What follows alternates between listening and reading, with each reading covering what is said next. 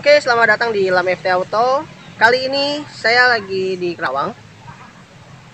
Saya ingin review mobil. Mobil ini memang ya pada masanya itu waktu tahun 90-an itu memang masih sangat berjaya ya. Sampai sekarang sih mobil ini sebenarnya masih berjaya sih, masih berjaya dan masih bisa dibilang oke lah.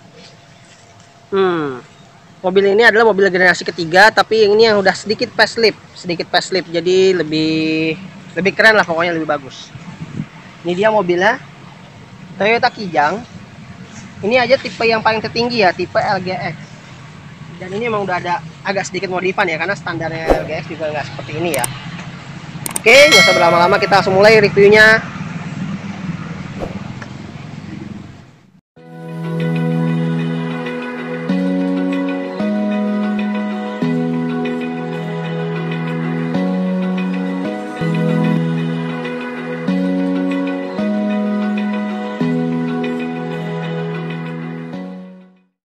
Nah, untuk bagian depannya dia seperti ini ya. Karena Toyota Kijang ini generasi ketiga tuh pada awal-awal munculnya tuh dia untuk dilihat tuh sebenarnya tulisannya tulisan Toyota loh. Yang kayak kalian pernah lihat di reviewnya Aspros ya, Kang Aspros Auto itu dia seperti itu Kijang generasi ketiga yang pertama sebelum facelift. Karena juga awalnya mobil Kijang ini juga awalnya ini dulu pick up dulu ya. Sebelum jadi minibus ini dia pick up dulu. Makanya ya kalau yang sampai di generasi ketiga yang terakhir ini sebelum ganti kapsul itu, ini yang paling mewah, paling tinggi lah kelasnya, paling bagus. Dan di sini untuk lampunya dia masih menggunakan lampu bohlam biasa. Di sini lampu kecil di sini, dan ini lampu sen. Dan di bawahnya lagi ada lampu sen juga. Ciri khas mobil zaman dulu lampu sennya di bawah ya. Ini tanduk ini hanya tambahan, fog lamp juga hanya tambahan ya, karena aslinya dia tuh polos. Ini DRL juga tambahan ya di sini. Tapi memang mobil ini tuh pada waktu itu tuh memang benar-benar adalah kasta tertingginya Kijang. Benar-benar kasta yang tertinggi dan sasinya ini paling panjang LGX ini. Jadi ya nanti kita lihat dalamnya bisa muat berapa orang sih mobil ini. Oke, kita lihat sampingnya dulu yuk. Nah, mesin Kijang itu memang sangat banyak sekali ya, yang generasi ketiga ini sangat banyak. Dia ada yang 1800 cc, ada yang 1500 cc. Kalau yang ini katanya sih kata pemiliknya 1500 cc ya, 1500 cc. Tapi ini udah menggunakan kodenya tuh yang udah yang KF50. Jadi ini jenisnya yang LGX yang KF50. Jadi yang udah paling tertinggi.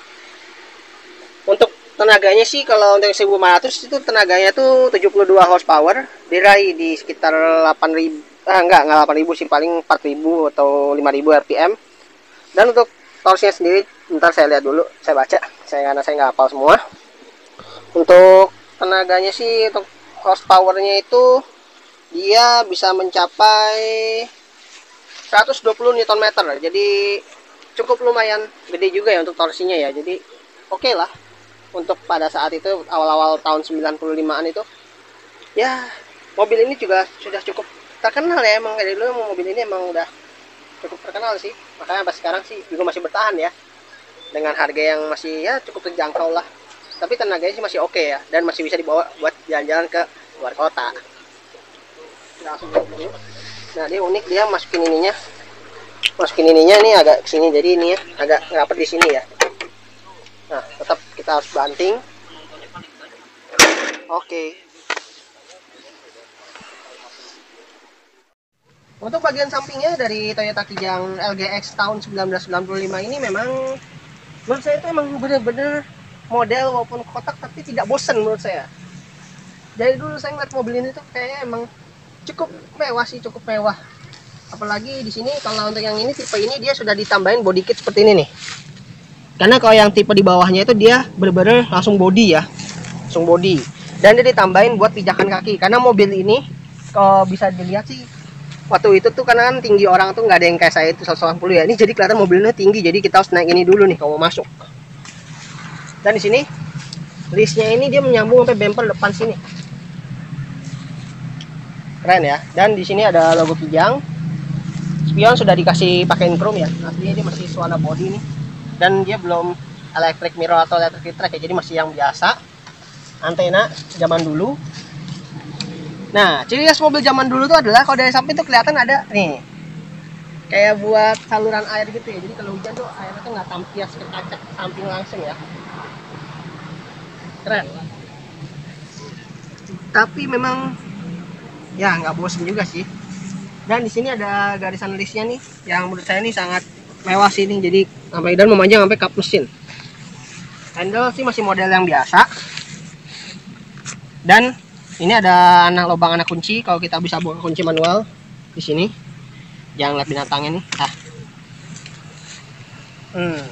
Dan di sini ada kaca nih yang bisa dibuka dari dalam ya.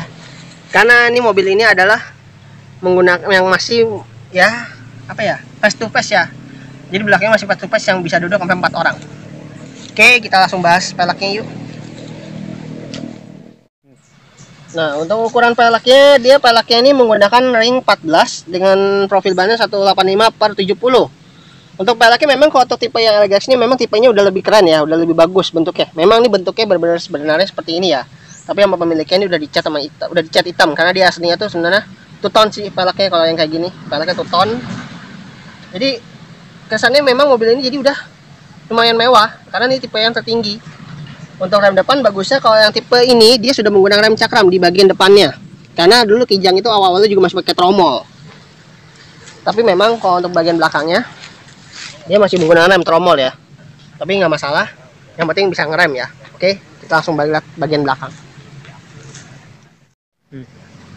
Nah, untuk bagian belakangnya Kijang ini adalah versi yang komando ya, yang pintu belakang seperti ini. Nah, untuk bagian belakangnya sih memang tidak ada yang berbeda dari Kijang-Kijang yang sebelumnya, yang tipe yang KF40 atau KF50 itu nggak begitu jauh. Tapi memang kalau yang ini dia tulisan Kijangnya kan, kalau yang pertama kali yang generasi keluar itu kan dia tulisan Kijangnya ada di sini ya.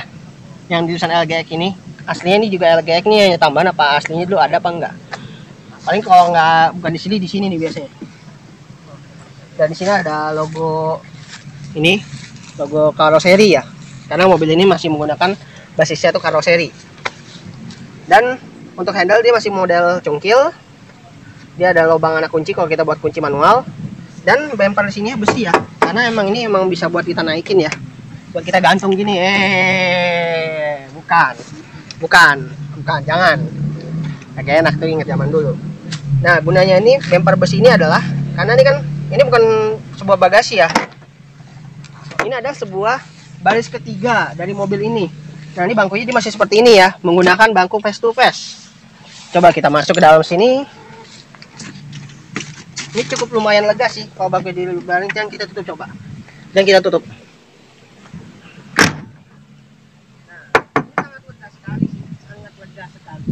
Pasti suaranya nggak kedengeran. Dan suara pasti nggak kedengeran tadi ya. Tapi sangat enak sih. Kita keluar aja. Ya, untuk lampunya sendiri sih, lampu sennya semuanya udah diganti dia, karena aslinya dia ini masih menggunakan yang Mika oranye ya. Ini tapi udah dikasih yang Mika bening, jadi lebih mewah. Kesannya lebih mewah dan lebih mantep. Apalagi ya. Oke, kita habisin langsung bahas interiornya yuk. Nah, coba kita nyalain yuk. Tuasnya panjang banget ya, tuas persneling ya. Sampai di Innova yang generasi kelima juga panjang nih tuasnya kalau yang manual. Kita nyalain.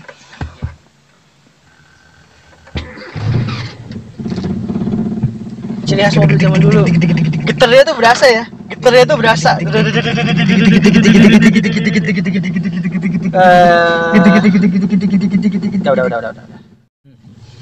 Nah, untuk tampilan posisinya sih memang ini sangat ergonomis ya menurut saya. Dan ini coba kita buka. Ini power window buat sebelah kiri. Ini buat sebelah kanan. Nah, ini posisi nyetir saya ini terlalu maju nih. Agak susah ya. Ini buat recline. Nah, ini buat slidingnya. Nah, karena di belakang ada barang. Nah, ini dia posisi nyetirnya ini seperti ini ya. Posisi nyetirnya seperti ini sangat, sebenarnya sih emang zaman dulu sih mobil ini ya oke sih, apalagi dengan palang 3 gini ya cukup oke sih. Tapi sayangnya dia pengaturannya belum ada ya, belum detail atau teleskopik. Lampu hazard di sini, ciri khasnya lampu hazard masih di sini. Ada lampu utama. Ini buat lampu sen juga. Nah, sayangnya tuh dia lampunya itu kagak nyala sih, ini lampu speedometernya ini. Harusnya kalau nyala nih bagusnya, atau nggak siang hari kali ya nggak kelihatan. Tapi dia memang masih full jarum. Masih bener-bener full jarum ya, nggak ada yang namanya digital itu pada zaman itu. Dan ini wiper masih yang menggunakan yang biasa karena dia juga belum ada rear wipernya. Nah, yang unik lagi juga rem tangannya juga masih menggunakan yang model seperti ini ya, kayak inget kayak Grand Max, kayak Grand Max pickup. Kita tarik gini, kita turunin, itu udah jalan loh, itu udah turun. Dan kalau gini tinggal narik doang, cucok. Dan untuk proses handling ini sangat enak, lucu ya, sangat panjang sekali ya, unik gitu loh, unik banget. Tapi sampai di generasi Innova yang kelima ini juga masih ada nih transmisi panjang seperti ini ya. Dan untuk AC-nya dia sudah bisa diatur kecepatannya. Untuk ukuran dingin juga bisa diatur. Ini ada soket lighter yang bisa jadi power outlet, yang sekarang dipakai itu jadi power outlet atau jadi ya buat MP3. Di sini juga ada tempat penyimpanan, kisi AC, tip yang masih single din. Nah, ini harusnya ini nyala nih jamnya nih, tapi nggak nyala. Dan di sini ada tempat penyimpanan atau asbak. Untuk di sininya dia ada tempat penyimpanan lagi, tapi di bawahnya emang polos ya, nggak ada apa-apa lagi nih. Tapi sih oke sih, pada saat itu mobil ini mobil mewah dan mobil ini sudah menggunakan power window ya, di depan doang. Tapi kalau di belakang kayaknya masih engkol, nanti kita lihat aja. Tapi saya nggak bisa duduk sih, lagi banyak barang. Coba mobil ini enak nggak sih kalau kita ada maju dikit.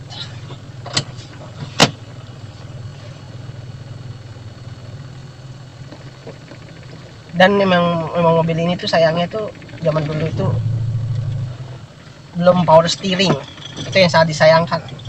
Jadi memang kalian tuh nyetir mobil ini tuh pada saat itu tuh harus masih pakai tenaga ya, jadi buat beloknya itu harus pakai tenaga karena dia belum menggunakan power steering. So, sun visor dia udah ada tapi masih yang polos. Spion tengah belum dynamic view. Sini juga polos ya, sun visornya belum ada apa-apa. Di sini juga ada hand grip. Seat belt masih model yang biasa, tapi headrestnya sudah adjustable ya, jadi enak kanan kiri. Dan ini bangkunya sudah dikasih sarung jok. Di sini juga nggak ada tempat penyimpanan apapun, polos. Oke, habis ini kita langsung bahas baris kedua yuk. Kita buka dulu, lumayan panas. Kita tutup kacanya, kita matiin. Nah, mobil zaman dulu memang cara membuka kuncinya itu memang nggak asal aja main dicopot. Jadi ada sebuah tombol di sini juga nih. Nah, ada sebuah tombol. Ini memang kunci nggak bisa dicabut ya, tuh nggak bisa dicabut. Sama kayak Nissan Presiden kemarin atau nggak BMW. Ini kita sambil dipencet, nah kita buka, nah itu dia udah ngunci stang. Itulah keunikan mobil zaman dulu. Jadi kita nggak bisa sembarang main cabut kunci aja, dan semua kunci itu tidak bisa masuk. Oke, kita langsung bahas baris keduanya, bahas saja. Yang nggak bisa masuk. Kita coba lihat baris kedua yuk.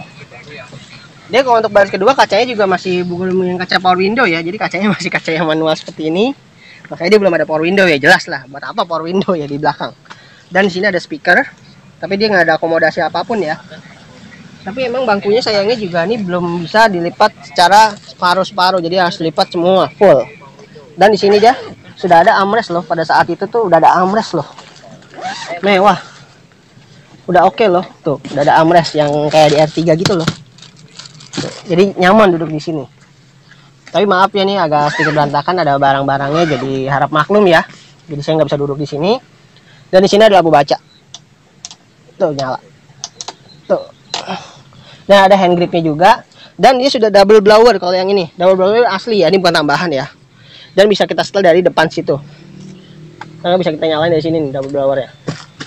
Di bangku belakang juga terdapat nih bagian baris supir dan baris penumpang tuh ada side pocketnya. Keren. Oke, kita langsung tutup aja. Oke.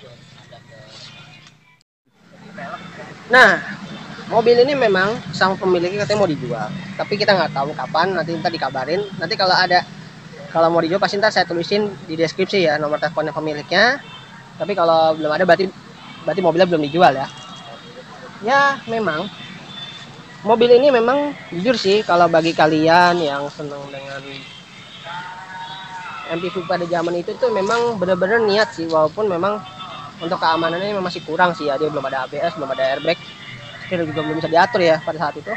Tapi mobil ini memang benar-benar primadonanya itu pada saat itu MPV dari Toyota tuh adalah benar-benar niat banget. Jadi pokoknya itu ya saya nggak bisa ngomong juga sih apa lagi sih. Dan emang pada saat itu juga mobil ini juga belum ada transmisi matic. Itu aja sih kalau menurut saya mobil ini kekurangannya. Ya pada saat itu kita nggak usah bahas yang terlalu ini ya. Maksudnya apa ya?